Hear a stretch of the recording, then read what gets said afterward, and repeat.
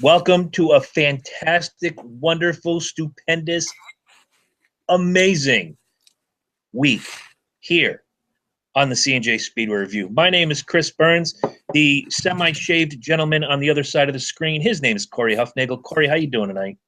I'm doing pretty well, and as you can tell, I am getting ready for No Shave November, and it's only been about 8 days now, so we'll just have to see how it goes until November. But all I could just say is, what a weekend it was down in Texas. I'm really looking forward to see what we're going to have in Phoenix this weekend, and all I could just say now, it's pretty much you either have to go for it or your season's over, and I really think we're going to have a really exciting weekend in the desert.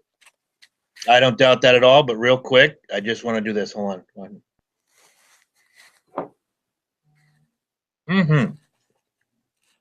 That tasted wonderful. And yours looks like it tastes wonderful, too. I was actually having cranberry juice in honor of celebration of Harvick's win, and all I can just say is congratulations to your guy, and best of luck to him in the Final Four at Homestead, and I'd be surprised if he beats both the Toyotas of Kyle Busch and Martin Truex in 2 weeks, but we'll just have to see what happens. I can't disagree with you or agree with you. I'm right there with you, but I just want to show you a couple weeks ago we predicted our Final Four. All right. And right now, as I turn this little gimmick card around, 3 of my 4 are currently locked in for the Homestead Miami race. Now, do you remember who my 4th was? I would say the 2 of Keselowski. Close. The 11 of Denny Hamlin. Okay. All right. Which will lead into Phoenix later on in the discussion. But for right now, welcome everybody, whoever's joining us. Please make sure you subscribe to the YouTube channel. Leave us a thumbs up. You'll get this little email or bell that goes off every time that says, hey, your friends from C&J Speedway Review are live and we're hot. At some point, I'm going to figure out how to get it on my phone so we can take actual questions during the bulk of the episode. But for right now, let's get some quick hits out of the way. First and foremost, I had a friend ask me over the week about Matt Kenseth. Kenseth is doing what Matt Kenseth does. He runs up front. He's always in contention. His consistency got him into the round of 16, the playoffs. But he's a lame duck because everybody knows that Matt Kenseth is out of a ride at the end of 2017, and he's already announced that he's taking a hiatus from racing in 2018. In my opinion, before I ask for yours, I look at this as like Terry Labonte, Bobby Labonte. Yeah, I'm going to take a break, but I'm going to pop my head in the door here and there and do 6-7 races a year. Does this spell retirement, in your opinion? Well, clearly, Matt Kenseth didn't say he was going to retire, but I really think it's going to happen, with some of these drivers. I mean, think about it. We've had guys that have taken a break from full-time racing, and then they came back and raced like 5 or 6 times a year. And if you look at the Matt Kenseth situation, I mean, let's be honest. I mean, when he said that he was not going to be back at Joe Gibbs Racing, I really thought he was going to be at a full-time ride next season. But he said a couple months back, saying that he doesn't want to run for a team that runs in the top 25, top 15 every week, and he wants to run for a team that wins races and championships every week. But the question is, where is he going to go? Because right now, some of these big teams are all set. I mean, they're already finalized for 2018. They already have their drivers all set, on where they're going. And actually, I'm kind of, questioning who's going to take over Paul Menard's ride at Richard Childress next year, and that was kind of a ride where I thought that Kenseth was gonna break into that one. And then when I heard on Saturday that he was gonna take a break from racing, I said to myself, okay, he might do the same thing as what Carl Edwards did back in January, because when that thing came out a couple months back, everybody was all surprised about it. Even the guys at Joe Gibbs Racing was surprised about it. But that whole thing happened, I would say, the week before the racing season started. So Carl Edwards was out. Boom. Now you have Daniel Suarez that comes in, and this is basically his first full-time season. Now you look at Matt Kenseth.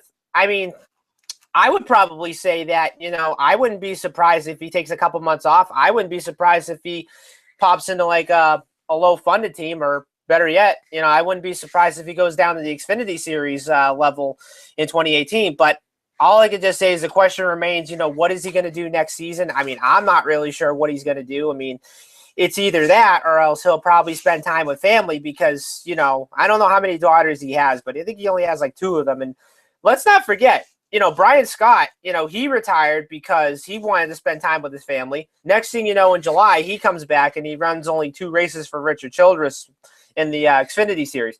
And then I also heard today that I'm hearing that Tony Stewart might be coming out and he'll probably run a couple Xfinity races on the road courses.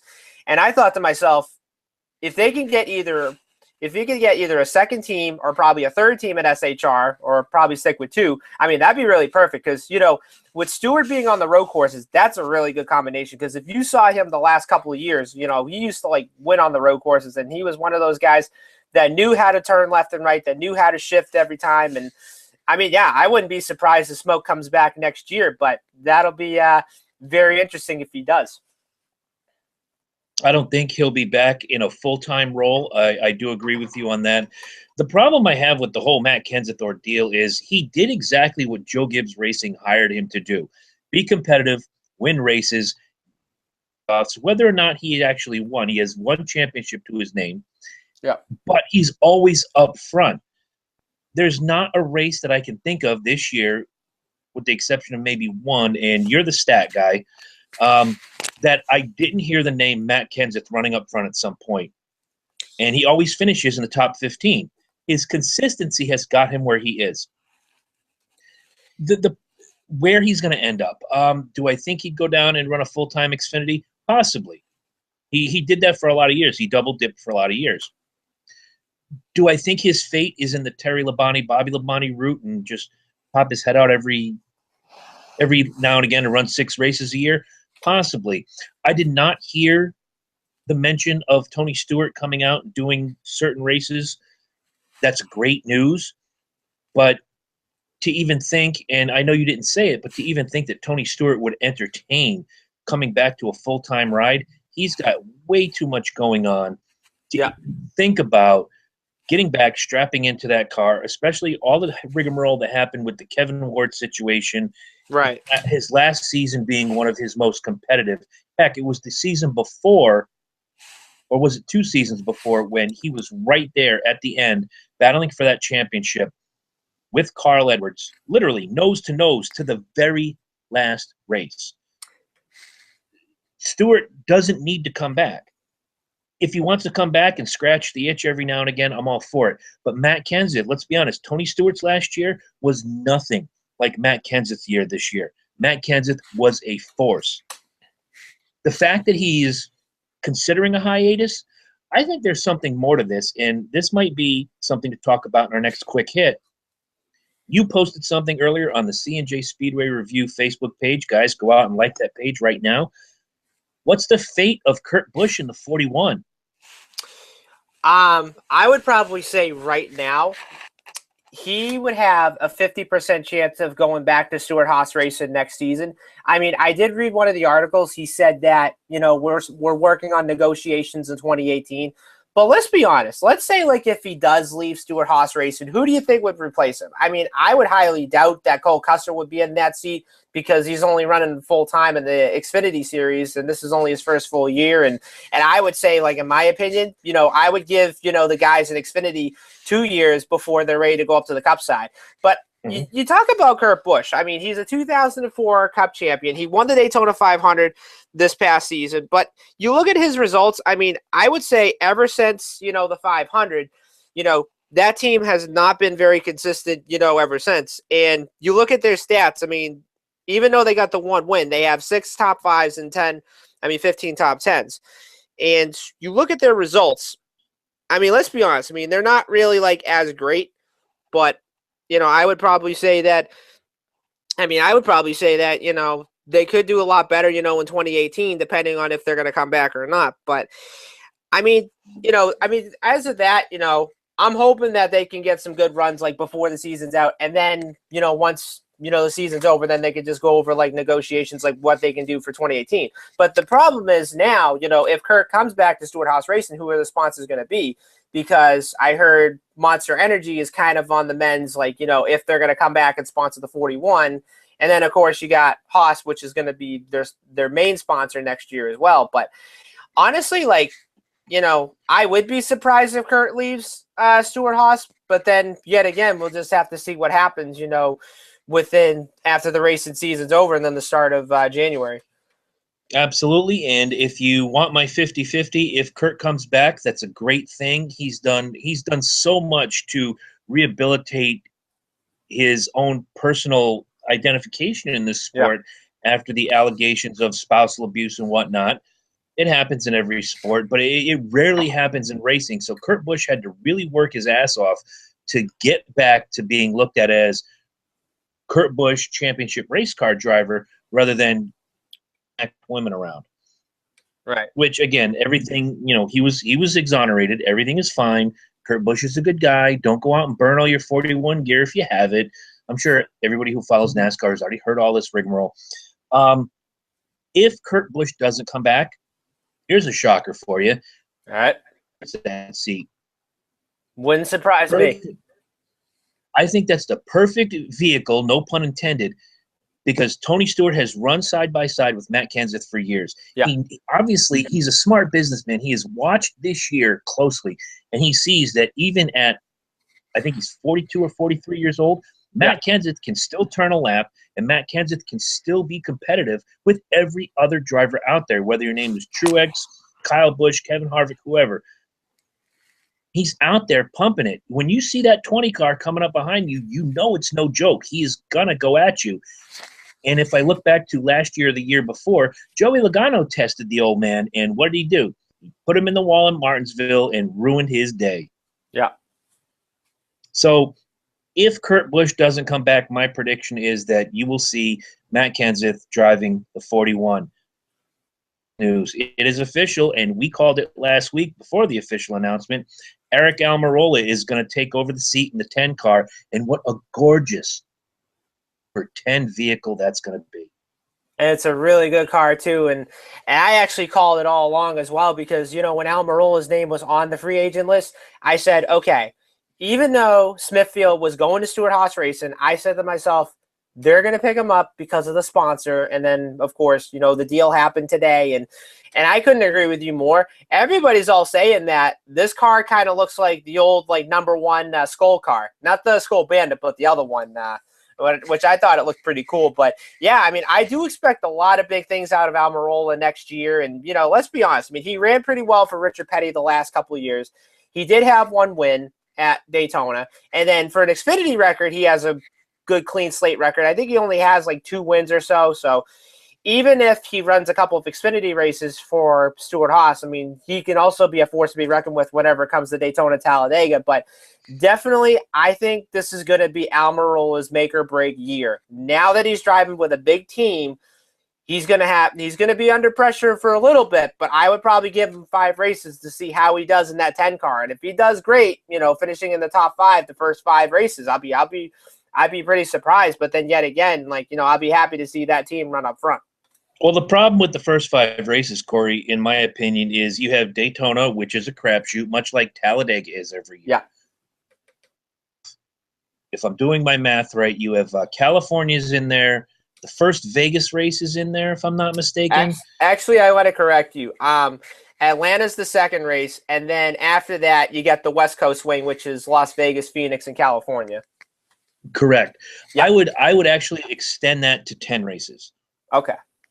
I know they gave a lot of wiggle room to Danica Patrick. And she comes in her first year and she takes the pole at Daytona. He's happy and everybody's looking at big things, and no offense, she was a gimmick. She was field filler. She was a way to sell T-shirts. She was a way to sell sponsorships. Danica Patrick can run an Indy car. We know this. Right. Danica Patrick cannot run a stock car. So Patrick's running the 10 was simply marketing. Let's bring the diversity in, and who better than Tony Stewart, who believes that everybody should get a chance. Love him or hate him on the track, Tony Stewart is a very smart businessman. So bringing Danica in to run the 10 for all these years has been a fantastic marketing move. Eric Almirola is a gamer. He's one of those gritty guys. He's gonna, if you give him an inch, he'll take it. But if you mess with him, he's also gonna bump into your car and let you know, hey, I'm here. I don't care if you're a 7-time champ, or this is your 7th race. I'm gonna let you know that you've messed with the wrong guy. That car, before I get onto Eric Almirola, that car reminds me, like you said, of the Terry Labonte car, the Chuck Bound car, the Phil Parsons car, that Skoal #1 back in the day. I think it was the Skoal car. Wasn't the 33 of Gant. It was the #1 with the tilt. Oh, my God. Yeah. How gorgeous was that car back in the day? Don't forget Rick Mast as well. Thank you. I almost forgot Rick Mast. When I think Rick Mast, I think the 75. It was him and, Teddy Musgrave in the 75 Remington car. And don't forget. That's how old I am. And don't forget, Rick Mast won the pole for the inaugural Brickyard 400 back in '94. Amen to that. Yeah. Is it a make or break year? Yes. Do I think it's going to be in the 5 races? No, I'll give him 10. I think you're going to see him in the upper half of the field more than you see him in the upper half of the field now. Right. It's a better funded team, better equipment. They have, I believe, they used to have a deal with Hendrick for chassis and engines until they went to Ford. Yeah. So I don't know who they're working with now. Are they working with Penske? I don't know. All I know is I think they're working with Roush Yates. I think they're working with Roush Yates. If I'm not understanding, if I'm correct, I think they're working with Roush Yates. And you can't pick a better team. Robert Yates, God rest his soul, built his entire career on having the best engines out on that field. If you beat a Yates car, you did something. That's right. And if you got beat by a Yates car, you just kind of bowed your head and went, okay, well, I kind of got beat by a Yates car. It is nothing new. You know, it's one of those things that Eric Almirola, he's being handed the keys to the kingdom. Yeah. The question is going to be, is he going to put the key in the lock, turn it, and move forward, or is he going to stare at that key and go, oh, this would make a nice necklace. What can I do with this? Your thoughts real quick on Eric Almirola 2018. I would say that Almirola is going to have a make-or-break year in that 10 car, and I have been watching him in the last couple races now. The couple races where I think, Almirola could be really good on is the super speedways. And let's be honest, I mean, he's won a couple of Xfinity races at Daytona and Talladega, and he's one of those guys that's up near the front or that's at the front, that can avoid the big wrecks whatsoever. But yeah, I would have to say that, I would have to give him 10 races just to see how that team does. But I wouldn't be too surprised if that team gets strong right off the bat. Because just remember this, like, whenever a driver goes to a new team, sometimes they'll have a really strong start right off the bat, and then they'll probably win maybe mid part of the season before the playoffs. So with Almirola, I mean, I do expect a lot out of him this year, and I really think that Stewart Haas team is going to be another one to watch coming up in 2018. Good thinking on your part. Now we get to the meat and potatoes. Let's go to the Lone Star State of Texas. We'll start with the Truck Series. All right. Once again, I'm going to toot my own horn. Johnny Sauter wins the race. I picked Johnny Sauter to win the race. Fantastic. Watched a little bit of the race via the magic of the Fire Stick. And I'm not saying illegally, but downloading and watching the race back. Looked like he was really good all day long. You watched the whole race. Tell me what you saw. Well, the truck race on Friday night, I mean, it was very interesting to say the least. And I would say, the end of the race, it came down between Sauter and Austin Cindric. And the last couple of laps, Cindric had a really good truck at the end. But, the difference was Cindric had a really good truck going into 3 and 4. But the problem was the 21 would get away in 1 and 2. So I'm thinking to myself, okay, the 19, is catching them, but, passing them is not going to be, easy for him. But then, of course, we know how Sauter has done on the 1.5 mile tracks this year. I mean, yes, of course, I think it's his 3rd win of the season and another driver that's already locked into the championship at Homestead. But, I mean, looking at all these results, I mean, the one driver I'm kind of disappointed at the most would definitely be John Hunter Nemechek, because right near the end when everybody was pitting for fuel during the green flag pit stop, Nemechek stayed out. and he wanted to see like how far he can go on fuel. And sure enough, he ran out of gas, I think, with 9 laps to go, and that pretty much cost his chance. And if you look at the standings right now, I mean, now that Nemechek's only like 6th and he's like a couple points behind the cutoff, I mean, you know, it's going to be a must-win situation for him and all these other guys going into Phoenix. But looking at the results, I mean, what a good job that Justin Haley did. Started on the pole. He led a couple of laps. And think about this. The kid turned 18 back in April.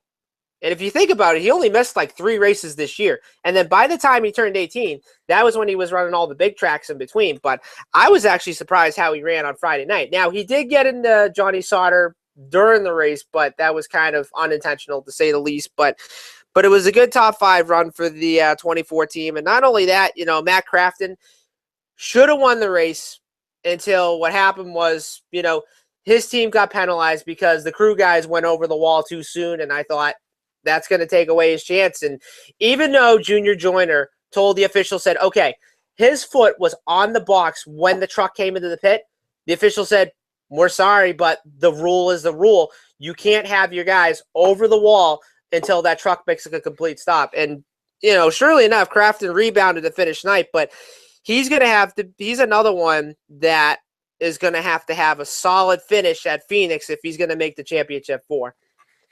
Sure, absolutely. When I looked at that race, again, I go back to Johnny Sauter and the 1.5 miles and everything we've already talked about.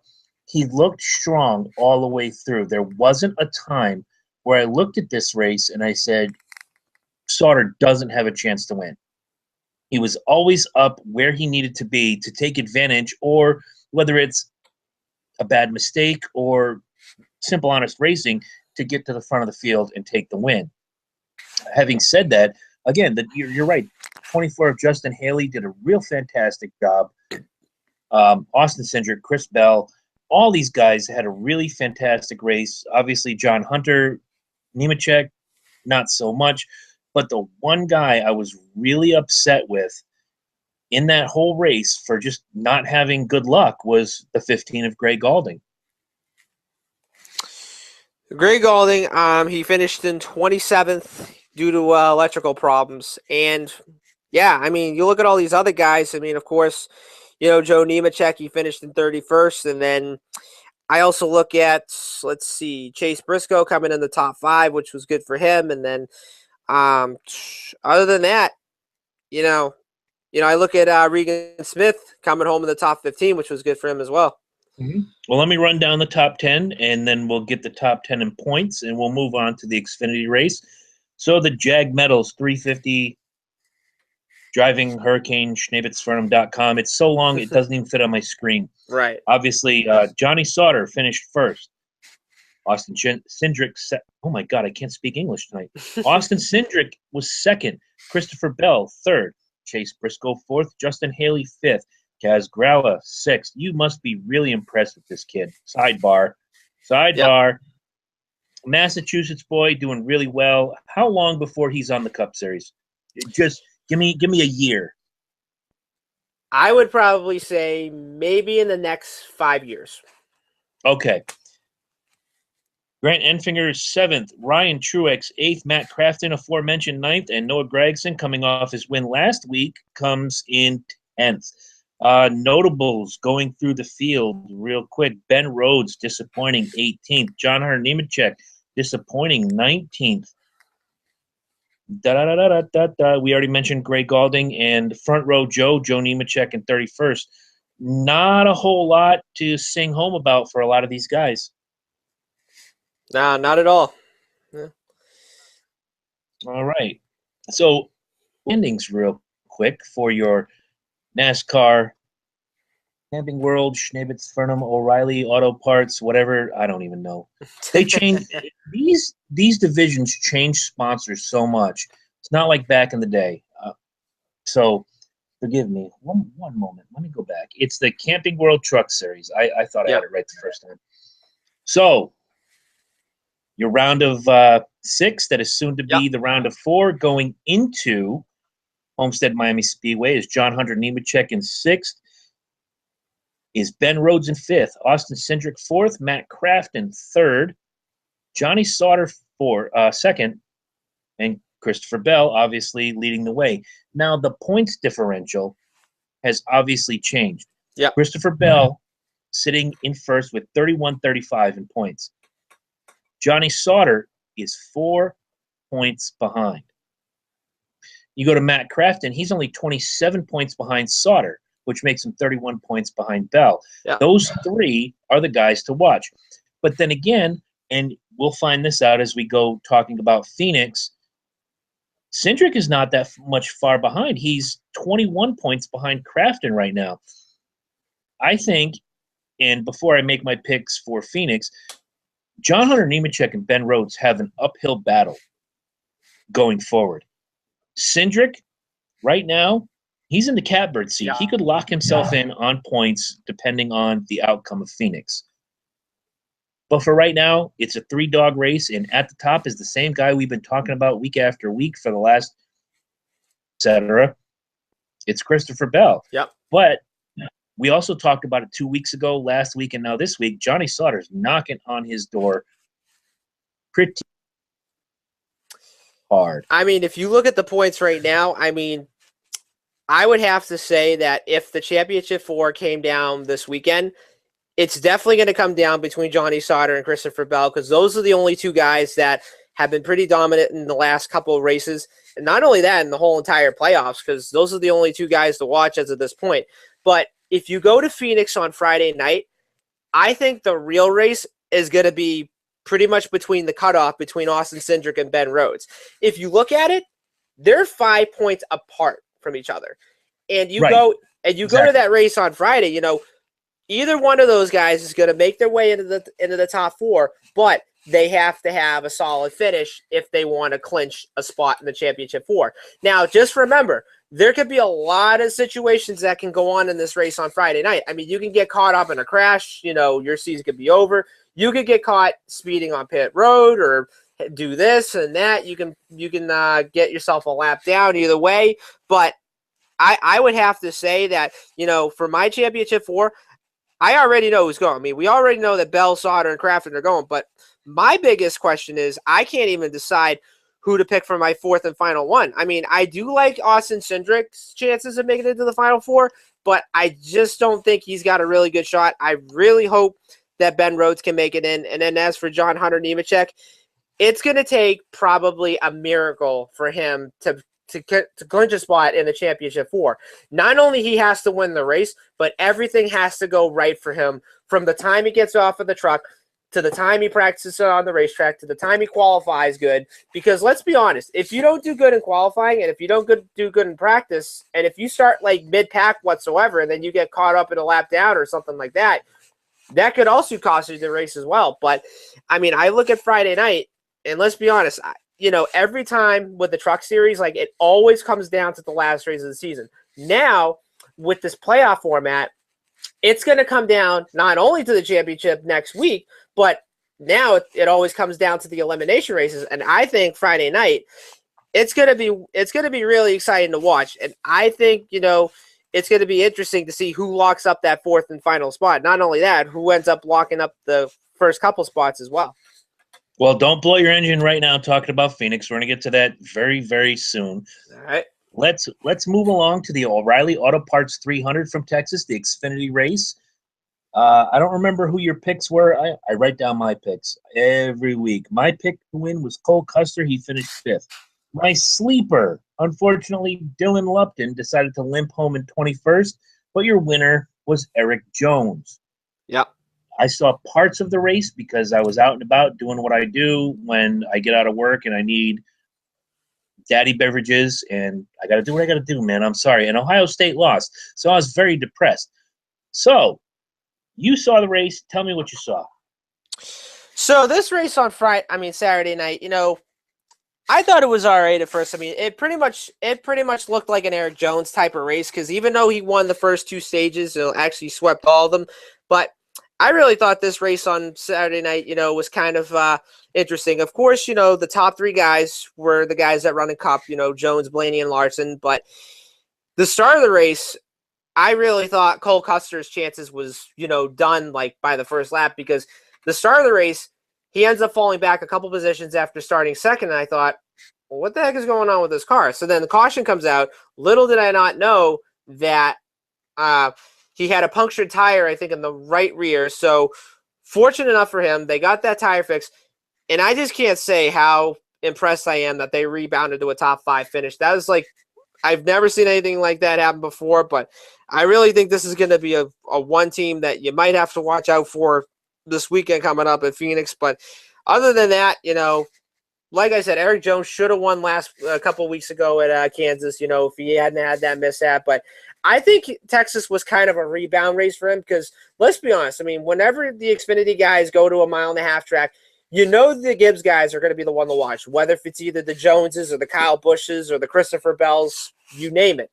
But I would have to say, even though we're going to Phoenix, which will probably have Cup guys in there, but, I look at the guys right now, of course, the Junior Motorsports guys finished 4th, 9th, and 11th. So that'll be, so like I said, Sadler, came home in the top 5, so which was good for him. But then, I don't know if you know this, but there was kind of an altercation with Brendan Gaughan and Ross Chastain, which not only they had this. I did see this, and I wanted you to expand on this more because I've read all the reports, I've seen the videos. I'm sure you've probably seen more than I have. Explain to everybody what happened. So what happened was Chastain and Brendan Gaughan, they traded paint on the racetrack like in the middle part of the race. And then what I didn't know was that they had a little bit of an altercation after the race. So, and there's actually 2 sides of the story for this. So they parked, I think, right behind Victory Lane or something. So then as Chastain was getting out of his car, here comes Gaughan and a couple of the RCR crew. They came in, and I guess Gaughan probably put Chastain in the headlock from my understanding. And then, of course, Chastain's story was kind of different. And then Gaughan's story was kind of different as well. And, now do I think, these guys could get penalized? I don't think so. NASCAR will probably tell these guys, okay, listen, we don't want you to do this again, or, we'll do this, blah, blah, blah, blah, blah, and so forth. But yeah, even if you look at the video of the altercation, like, you couldn't really see it that well because it was like dark and you couldn't even tell like what was going on. I was like watching the video myself and I didn't even know if there was like a fight or not because I couldn't even see anything because, they were parked like on a dark side of the racetrack and so forth. Well, it wasn't exactly a great day for a lot of people. We'll go through the top 10 real quick. Then we'll look at our disappointments. Obviously, Eric Jones wins the race. Ryan Blaney second. Kyle Larson third. It was the best thing Kyle Larson did all weekend. Yeah. Elliott Sadler fourth. Cole Custer fifth. Christopher Bell, another impressive run in an Xfinity car, comes in sixth. Brennan Poole, a favorite of the Pitbull Gary Wolf from ECW, comes in seventh. Matt Tifft, 8. William Byron, 9. And Austin Dillon, 10. We've already spoke about Justin Allgaier. Let's go to some of the disappointments. Daniel Hemrick in 14th. Not the best day for him. Brennan Gaughan, 17th. You spoke about him. Yep. Right behind him in 19th, Ross Chastain. They had their little gimmick schnibbits for him. Yeah. Dylan Lupton, who I thought would be a sleeper in the top 10, 21st. Ryan Reed, championship contender, 23rd. And then it's all field filler behind that. Ryan Reed, real quick, can he rebound from this terrible finish and come up big at Phoenix? I'm hoping so. I'm looking at his results this year, and even though he got the win at Daytona back in February, like, his finishes so far in the playoffs, it has been okay, but it just hasn't been really as great. If you look at his results, he had 10th at Kentucky, 16th at Dover, 12th at Charlotte, 10th at Kansas, and 23rd at Texas. Now, if you look at his results, this is kind of a team where I don't think that they're going to make it to the championship for at Homestead. Let's be honest. They're the only Roush Fenway team that's been kind of like on the bottom like the last couple of years. Even though they've had the 2 wins on the super speedways, but I'm looking at his results and, it's been a mixed bag, finishing in the top 5 or finishing in the 30s or the 20s or whatsoever. But let's say like if Ryan Reed makes it to the championship 4, and like I said, during the other truck series conversation, everything has to go right for him.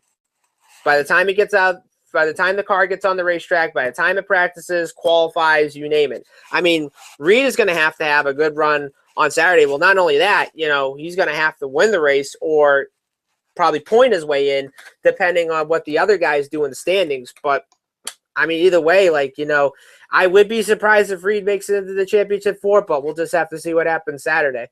Well, when you consider there's a 33-point differential between Brennan Poole in 4th and Ryan Reed right now, and I'm going to get to the standings in a minute, for him to point his way in would have to mean that Brennan Poole, Matt Tiff, Cole Custer, Daniel Hemrick all have terrible, terrible days. And like you said, he almost has to win, Ryan Reed, to punch his ticket.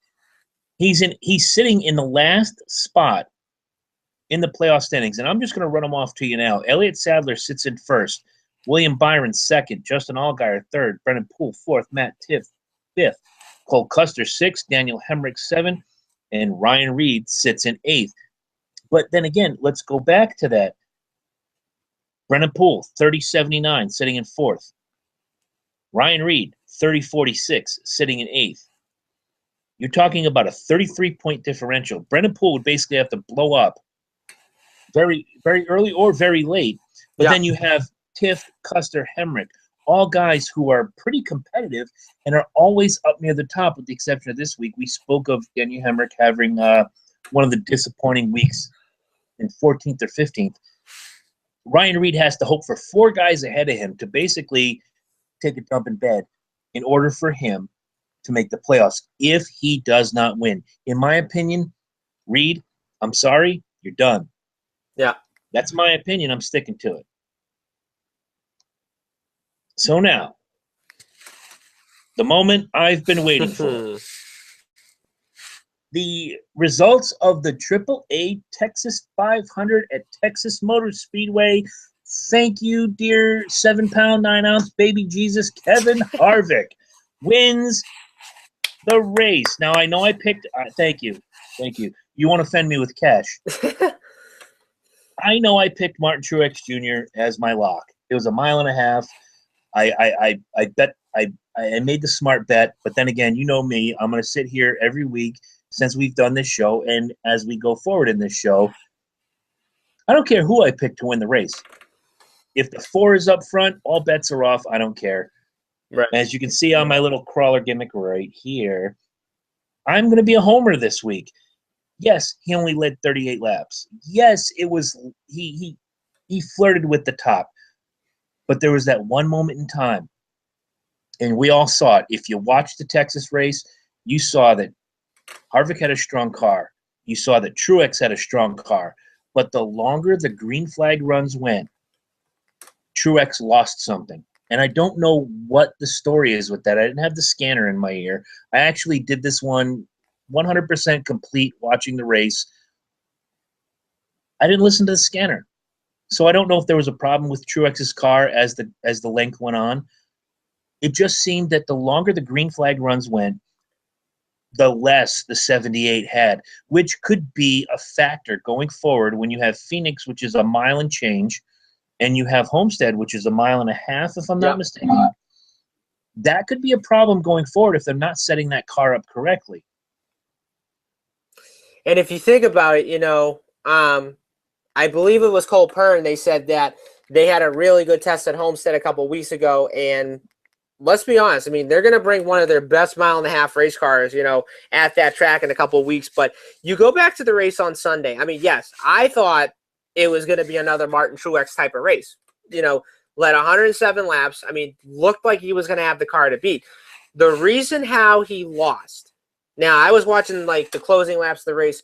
What happened was he was trying to get through the lap traffic, and he was having trouble, trying to get by a couple cars that were really slow. Kind of like what happened with Chase Elliott a couple weeks ago with Dover, when he was trying to get by the lap cars, couldn't get by him. And on Sunday, Kevin Harvick passed him with 8 laps to go and took the lead, never looked back, and ended up winning the race. But the real reason is, we all know why we call Kevin Harvick the closer. I mean, he's always up front. He's always there at the end. Takes the lead, ends up winning the race. But you look at his playoff results. I mean, yeah, he did have the 3rd place finish at Chicago to start off the playoffs, but then other than having a 36 that, New Hampshire, and 17th at Dover. I mean, this team has been clicking off a couple top 10s the last 3 races. I mean, I'm looking at Kansas, 8th, Martinsville 5th, and then, the win at Texas. Something tells me that this team is already picking up spark, and I really think that this could be a dark horse team, going into the championship for Homestead. Now, do I think they could beat the Toyotas? I mean, I think it's a 50% shot, but I just don't think they can beat the Toyotas as of right now. But if Harvick could have a really good car the next 2 weeks, I mean, he's going to be a one to watch for as well. Now, I also look at guys like, Hamlin and Keselowski and Blaney. Yet, yeah, those are guys that, that are in the championship 8 right now. But, let's be honest. I mean, whoever fills up that 4th and final spot, I mean, it could be anybody, depending on who has a good race at Phoenix and who doesn't have a good race at Phoenix. But we'll just have to see what happens. I'll go to your point later as far as what you were just talking about. What I saw at Texas, and we talked about it earlier, was Matt Kenseth. Starting position, 35th. His finishing position, 4th. That is the biggest damn cat in the history of the world. Yes, this was the one that made a special appearance the last time. So, Lulu, say hi to everybody in the YouTube world. Well, hello, Lulu. Okay, now she wants. Wow. Now she wants to let go before she scratches my face. That's probably not a good idea to scratch your face. That's your moneymaker right there, kid. We got to do this. That's right. It's not going to look good if you had a fight with Freddy Krueger and you got the gimmick across your face. Again, going back to Matt Kenseth, starting position 35th, finishing position 4th. Why Joe Gibbs Racing is giving up on this guy? I'll never know. Another impressive run, in my opinion, was Ryan Blaney. Eighth place start, 6th place finish. He was up and down all race long. He didn't stay in one position too long. He had his problems. He was shuffled back. He came back up.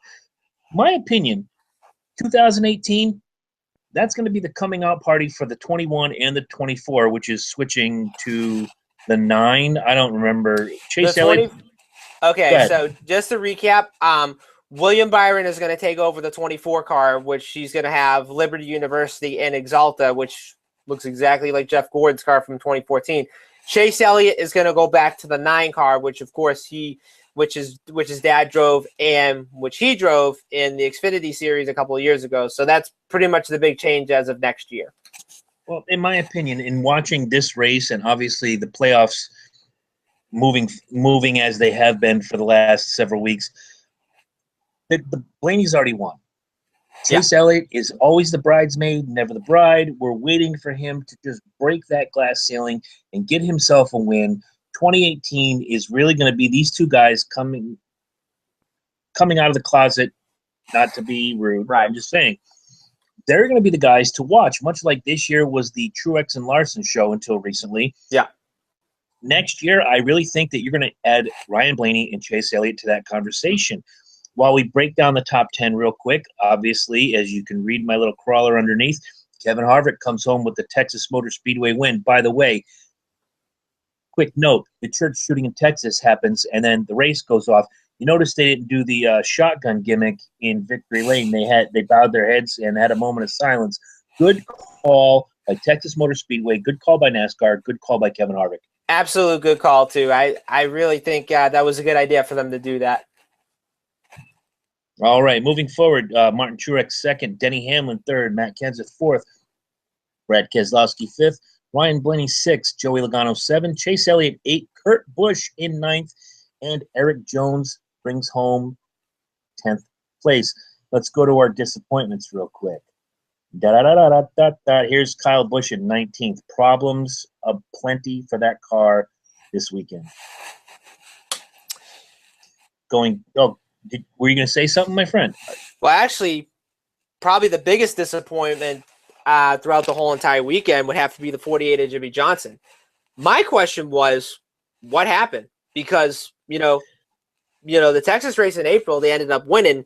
And then, of course, they come in here, and their car was like literally complete junk throughout the whole entire weekend. I mean, the whole entire race, like they were running like outside the top 10, the top 15, and I'm looking at them and I'm like, to be honest, like, this is probably not going to be the championship year that the 48 team is going to be expecting. And now that they have to go to Phoenix, in the must-win situation, I mean, here's a little statistic.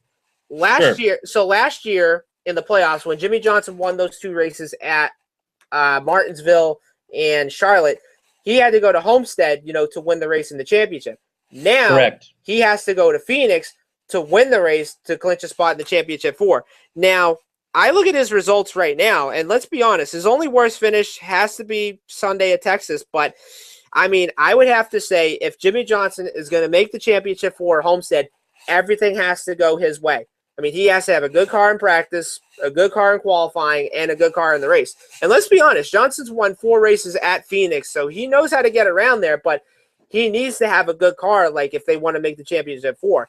And to be honest, I mean, the only Hendrick car that's been fast all year has been Chase Elliott. And you look at his result this weekend, he finished 8th. So that was a good rebound after finishing a disappointing whatever finish it was at Martinsville. But now, even though he's still like 7th, behind the cutoff right now, he still has to make up a lot of ground. And I look at guys like, Hamlin and Blaney and Keselowski, those guys all have to have problems, if Elliott wants to make it up to the top 4. Now, do I think Chase Elliott has a good shot this weekend? Maybe. I mean, I just don't know. I mean, it's probably going to be a make or break type of playoffs for him, like if he does make it to the championship 4 or not. But I'd probably say, like, at this point, if Jimson doesn't win his 8th championship this year, then, that team is going to have to rebound, and figure out like what they're going to have to do for 2018. Absolutely. And he was going to be my next disappointment coming in 27th. And then going down the list, just seeing Junior 35th, Clint Boyer 36th, Kyle Larson 37th. Not a good day for a lot of these guys. And we already know that Junior's not a championship contender. No. We already know Clint Boyer's not a championship contender, but Clint Boyer is really good on 1.5-mile tracks. Yes. Really bad luck on his part this weekend, unfortunately. And let's break down the standings. And as we do this, I want you guys to really understand. I'm going to start with 8th. Jimmy Johnson, obviously, 4,060 points. Yeah. I'm going to scoot ahead. Brad Keselowski, 4,111. Okay, that's a 51-point difference. Jimmy Johnson must win. Must. There's no way unless he wins 2 stages and finishes 2nd. And that's a heavy road to hoe right there. Everything has to fall into place for Jimmy Johnson to even make the playoffs outside of a win. Chase Elliott in 7th, 40-62. Take 2 points off of what we just talked about, or add 2 points, just we talked about with Jimmy Johnson. Chase Elliott's got a long road to hoe. Ryan Blaney, 6th, 40-89. Not so much of a big deal. If Keselowski has a bad day, Elliott sneaks in, depending on if any of these other guys don't win to make the playoffs. Of course, Truex, Busch, and Harvick could win and throw this whole thing into chaos, and now everybody's pointing in. Denny Hamlin, 5th, 40-92. Not so much of a big dip, but still, uphill battle. Brad Keselowski is the guy, in my opinion, that really needs to put the pedal to the metal and make things happen in Phoenix, because he's the guy with the most to lose, sitting in 4th, that last playoff spot, 4,111 points. Kevin Harvick 3rd, 4,112 points. He won. He's in. Kyle Busch, 4,118 points. Guess what? He won. He's in. And Martin Truex Jr. is in on points because, let's be honest, he's been the man all season. 4,168 points. He could actually point his way to a championship and earn it, in my opinion. However, we have to race him as we go. We have to do what the marquee says, and you have to go fast and finish the race. Definitely agree. And I would probably say, like, Keselowski's the only Penske guy that's been fast all season. But, I mean, yeah, this is going to be the race where, Brad's going to have to do his best, and he's going to have to put the pedal down to the floor. And, going back to the spring race, he finished in the top 5. So, yeah, it's a good track for him, but coming back the second time around, now it's an elimination race, he's going to have to do, his best shot, either win the race or try and, have a solid, decent finish, on Sunday because, one bad slip up, whether if it's a crash or something on pit road whatsoever, boom, his season's over. Absolutely. And as we are running short on time, usually we do an hour. You know what? We're going to go green-white checker. We're going to do this until it's over. Okay. Because that's what we do here on C&J Speedway Review. Let's go to Phoenix. Let's talk about the Lucas Oil 150, the truck race, which is going to be Friday night at 8:30 p.m. Real quick, off the top of your head, the truck race. Give me your sleeper. Give me your lock. My lock this weekend, I would have to say definitely Christopher Bell. I mean, he's done pretty well in the short tracks. He's done good on the 1 mile. I think he's going to be a one to watch for. Sleeper, definitely would have to say Austin Cindric. Like I said, he's on that cutoff point right now, and, he's going to have a solid finish if he's going to want to get that top 4. Those are my picks exactly. I cannot say that, hey, we're in each other's heads or all that rigmarole, Schnabitz, Fernum. But those are my 2 picks for sleeper and lock. So it sounds like we're in lockstep right here. Now we go to the Ticket Galaxy 200, the Xfinity race being raced Saturday at 3:30 p.m. Once again, give me your lock, give me your sleeper. So my lock on this one, I'm going to have to go with a Cup driver this time, and definitely would be the 22 of Ryan Blaney. My sleeper, I'm going to have to say the 1 of Elliott Sadler. Now, he's a former winner at Phoenix, and, he could definitely use a win, before we go to Homestead. But if he doesn't win the race on Saturday, and then if he makes it in on points, then he's going to have to win the race if he's going to win the championship. When you look at those points, though, Elliott Sadler at 31.03 and William Byron at 30.98, that's only a difference of 5 points. Yeah. So I get where you're going with this. In fact, I had it kind of in reverse. I had Elliott Sadler as my lock, and strangely enough, I had Eric Jones as my sleeper. Yes, I know Eric Jones doesn't have the best, I don't know how history, if you will, at Phoenix. But Eric Jones is working the Cup route. This is the way he learns the ins and the outs of these different tracks. Yeah. If he can do well this weekend, that goes better for him going forward. He didn't do well at Phoenix. And I'm going to go look that up real quick before we go into anything else. I want to see where he finished in the Cup race in Phoenix back in 1862, earlier in the season. Yeah. All right, here we go. I'm getting the numbers now. Oh, that's the Xfinity gimmick. We don't want that.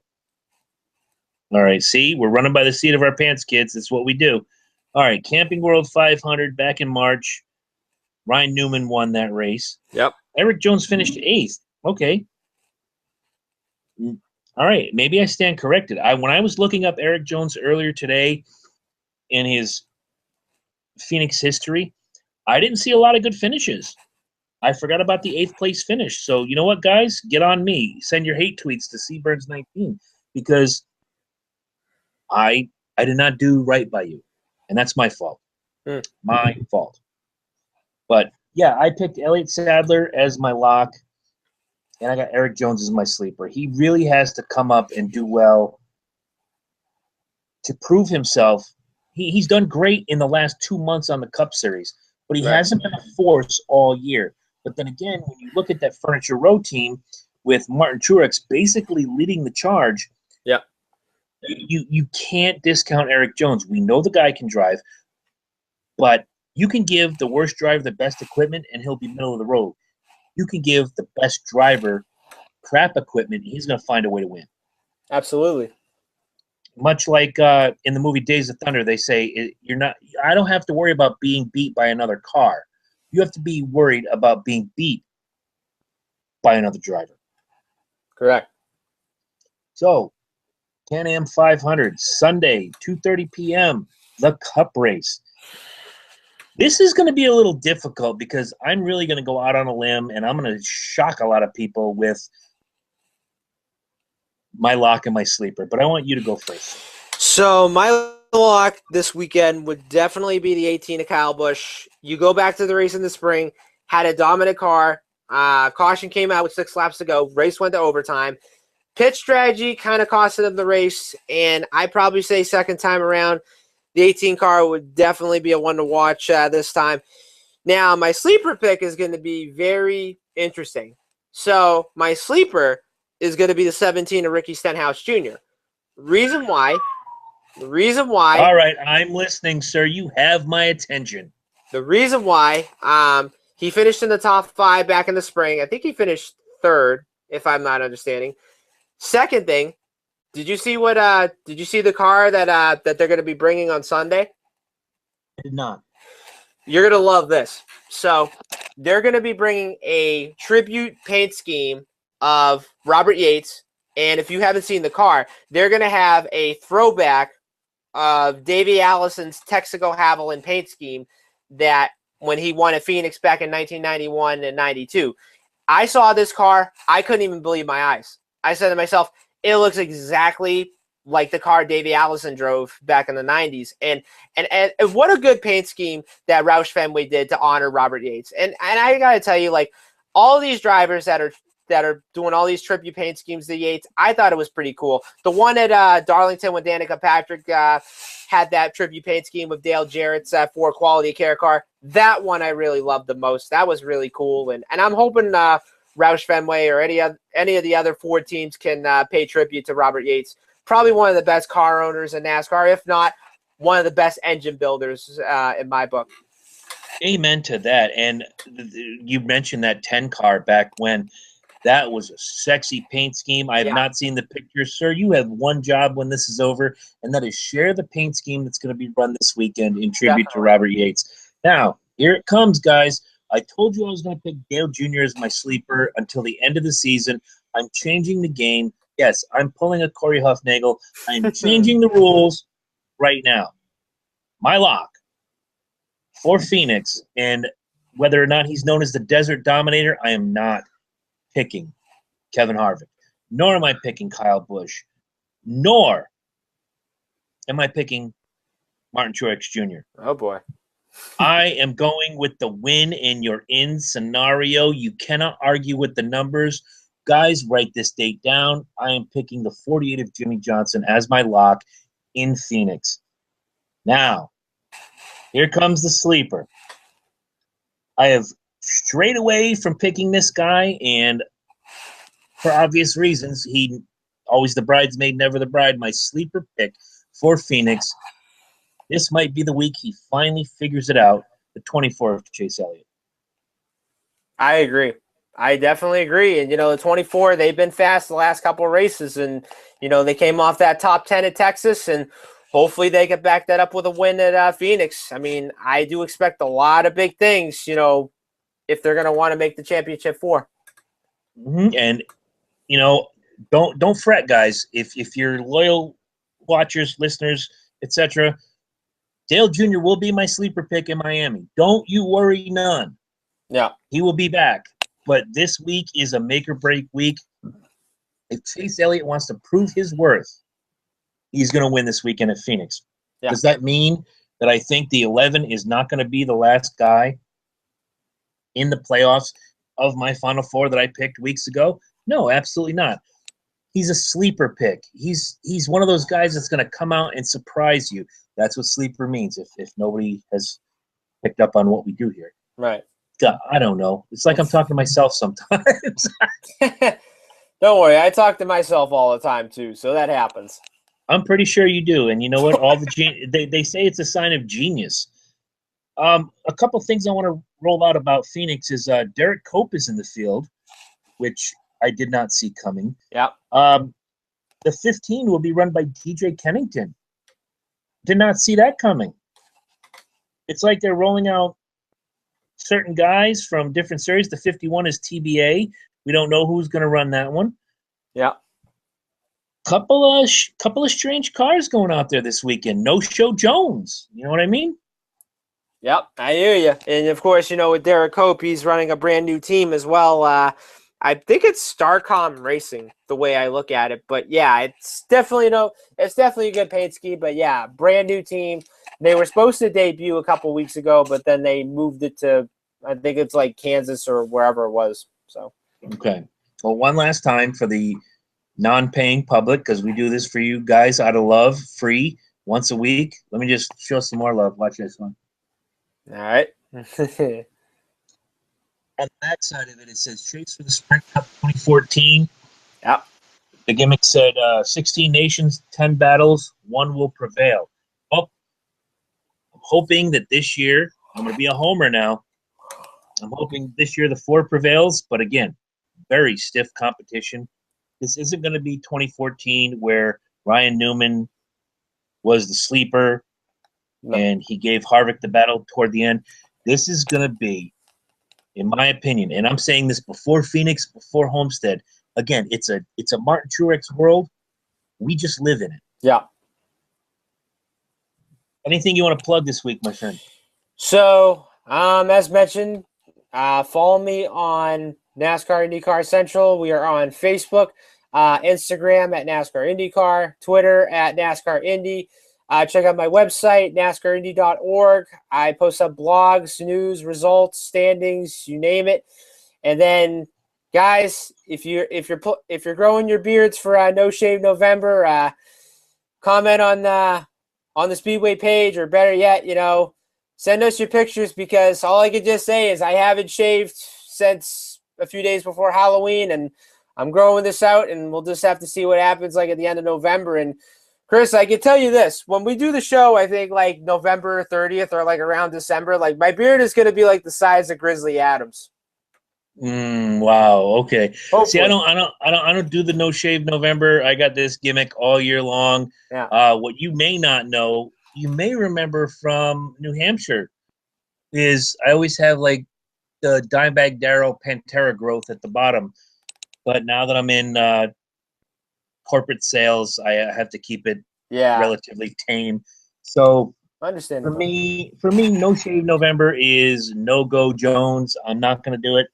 However, April next year, we always do on the Loki and Jabroni show, and now we'll do it on the C&J Speedway Review, the Autism Month, where if you donate money, I'll grow the beard out and I will shave it live online for the world to see. And maybe you can join in the fun and we can raise some money for a great cause. But no shave November means nothing to me. However, the guy who you can't see, who is conspicuous by his absence, is producer Eddie Focus. Yeah. He has something that he does every November, which is National Novel Writing Gimmick Schneebitz-Fernum. Eddie, please join in for a minute. Let the world see who you are and tell them about what you do in November. Please. Welcome, Eddie Focus. Hello, everyone. Hi. Producer extraordinaire, tell everybody about your novel writing thing. NaNoWriMo, National Novel Writing Month. Which is? NaNoWriMo. Yeah, I got that. What do you do during NaNoWriMo? Oh, the idea is to write a 50,000-word novel in a month. Excellent. And Eddie, there's Anna. Eddie has 2 books out there that you get on Amazon.com. Go to www.lokiandjabroni.com. Look for his books. He's under the name of Eddie Jakes. And if you do that, you'll find that he has 2 fantastic books out there. Yeah. And go find them. It is great. And he does a lot of work on this show, and it is fantastic. So NaNoWriMo is what he does. You do the No Shave November. I thought about it. What could I do? Because everybody does something no this November. I thought about no beer November, but come on. The championship race is coming up. Can't do it. Loki's birthday from the Loki and Jabroni show is coming up. Can't do it. So maybe, just maybe, this time next year I'll come up with no something November that I can do. You can do all Nickelback November. Wow. Mind blown. Wow. Every karaoke song, Nickelback. You know, the Every first time car, we bring Nickelback. Dude. You know, the first time we bring Eddie Focus, producer, on the show, he's got to ruin it for everybody. But you know what, Ed? Oh man. If we could raise money for a charity by doing Chris Burns, Jabroni, all Nickelback November, you know what? I do it because I'm all about helping charity. I'm all about helping people less fortunate than myself and all of us. So when we reconvene next November, going into the round of 8 and the round of 4 on the C&J Speedway review, guys, if we can get, here's my challenge. Everybody who stop yawning, Corey. It's not that boring. Stop it. Sorry. If we can get, here's my challenge between now and Daytona 500, which is about 3.5 months away.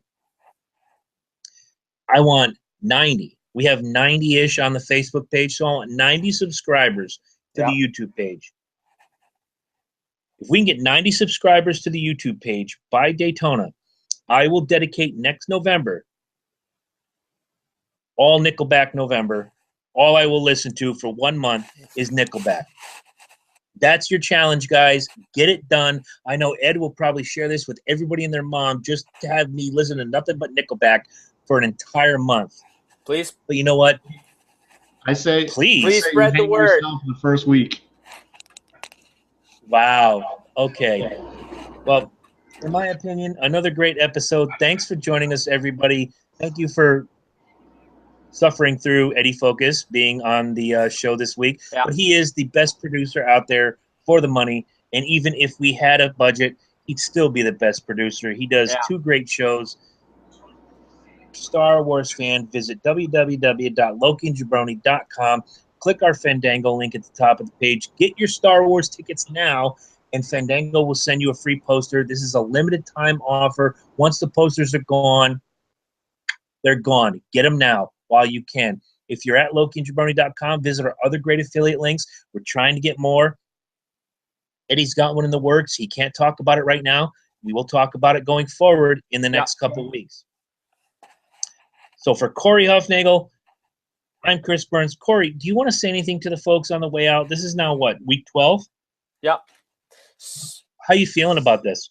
I actually feel pretty good. I mean, I would probably say ever since the show started, I've just been so constant with stats, and I've been looking up like news and results. It's just crazy. But at the same time, like, you know, it just gives me a lot of things to do. But I probably say like I like it. But, you know, let's say like, you know, if we do get 90 subscribers by Daytona, we have to have everybody like spreading the word, like everybody across the country who's a NASCAR fan. If you guys haven't heard of us, or if you guys want to like check us out, please go to our YouTube page, look up C&J Speedway Review. Go on our Facebook page as well, and you won't be disappointed. I mean, if you're a NASCAR fan, you have to check us out. And NASCAR, if you're listening to us, please check us out too. You know, we'd love to. We love you to check us out and see what you think. Absolutely. And one of the things that Eddie brought up on the Loki and Jabroni show recently was that this show is very family friendly. You can sit your kids around and hear a fan's perspective about racing, whereas on the Loki and Jabroni show, you hear F this and this and whatever. Right. We rarely cuss on this show. We want this to be informative. We want this to be something that race fans can get behind and say, oh, wow, these guys, from a fan's perspective, are really giving us a lot of knowledge. It's something we didn't think about before. Whereas if you tune in on Tuesday nights, it's more subversive, and we are crazy. It's like Booze Day Tuesday, but on this show, not so much. We really have fun. And I'm saying this for myself, and I hope I speak for Corey as well. We really have fun breaking down what we saw from a fan's perspective and giving it to you and giving you something that you may not have seen because, hey, I root for the 48 and I think that this team did this. We're just giving you what we saw, and maybe you can take something away from it. I love doing this. It's another night where I take away from the Eternal Flame and the children, but you know what? They understand it. Corey understands it. Eddie understands it. Hopefully you guys will take this and share it with your friends. Subscribe to the YouTube page. Give us the big thumbs up. Visit the affiliate links at www.lokiandjabroni.com. It's one big network, and we're having fun giving you the best content we can. What are you looking at? What are you doing over there? So I just want to give a little bit of a shout out to Isaiah Laurenshell. I actually mentioned I asked him last week, you know, if he checked out our show or not. He said he checked it out, and he said that, you know, he loved it, and he wished us the best of luck. So Isaiah, if you're watching this right now, or if you're not watching this, I just want to give you the what's up, and thank you for watching our show, and you know, make sure you have subscribed, buddy. All right, we appreciate it. That's awesome. Yes, much appreciated. I want to give a shout out myself to a gentleman who I met when I lived in Florida. His name is Mike Friend. He's a big Matt Kenseth fan. I told him all his questions would be answered this week on the show. Hopefully, Mike, you tuned in. You got the answers you were looking for. Miss you, brother. You're a real good guy. And with that, I want to say good night. God bless. Go Kevin Harvick. And it's going to be a great race in Phoenix.